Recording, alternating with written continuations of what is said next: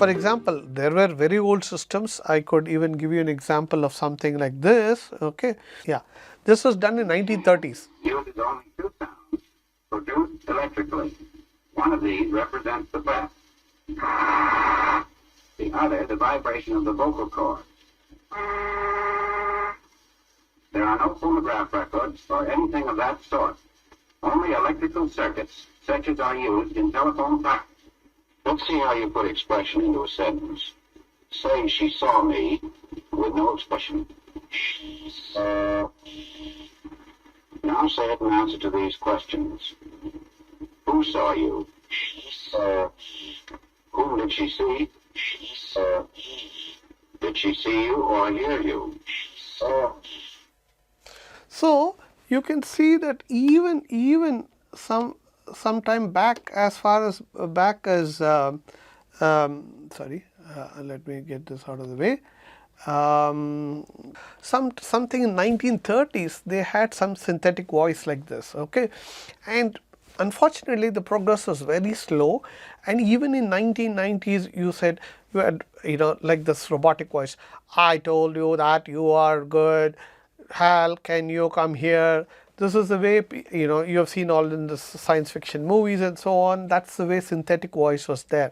It was very late in the 1990s we could get for a large, sentences and some human naturally sounding voice like how I am sounding, right? And this happened, one of the major progresses happened in AT&T in the 1990s, where they actually took waveform from one person, one news reader. She recorded these sentences for a large, for about 2-3 hours, lots of recordings, and they will take and cut pieces of her. So if the sentence was she saw you, right, or she saw me, so they will go and look for she and would cut that waveform of she and keep it as a separate waveform, then saw as a separate waveform and me as a separate waveform. So these words were preserved as separate waveforms, and so if I wanted to synthesize she saw me, they will concatenate she, put the saw and the me. Obviously, because I am concatenating at the boundary, there might be some discontinuity. There might be a joke, she saw me, right, like that it might come. So they smoothed it out and came up with some intelligent engineering solutions, and then they had very good natural sounding speech, and that was used for directions. So most of your directions in 1990s and 2000 were synthetically generated by a machine, but by concatenating actual human voice. Okay, so this is called concatenative speech synthesis or unit selection speech synthesis, but that is very difficult. I cannot anticipate all kinds of words that might occur in the vocabulary, and if I am going to subwords, I might not be able to correctly chop it at the correct point in the subword. So these were big issues. So speech synthesis was a little slow in progress. Okay, then we have previously dealt for automatic speech recognition, the hidden Markov model based synthesis. So that became very popular between the period 2006-7 all the way up to 2012-13, okay, or I would say up to 15, or even now I would say until about 2020, they are quite popular because these were synthesized by parametric models. So what are hidden Markov models? You might vaguely remember that there are some things called states, right, like weather, right. So what are the weather patterns like sunny, rainy and cloudy?